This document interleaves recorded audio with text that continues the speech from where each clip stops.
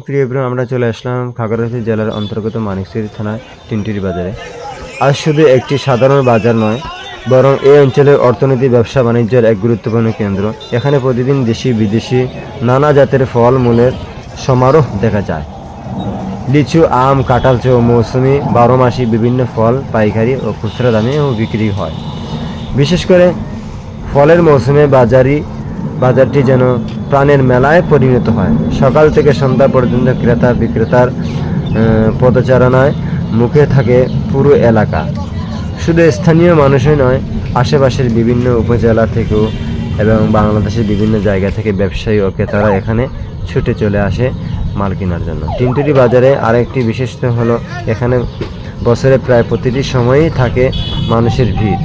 শুধু সিজন নয়, আনসিজনেও কিন্তু প্রচুর জমজট থাকে। ব্যবসার ব্যস্ততা ও প্রাণচঞ্চল জমজট মানুষের কোলাকুল এবং জমজমাট বেচাকেনা প্রমাণ করে এ বাজারে জনপ্রিয় ও গুরুত্বপূর্ণ। ভিডিওটি শেয়ার করে সকলকে জানিয়ে দিবে।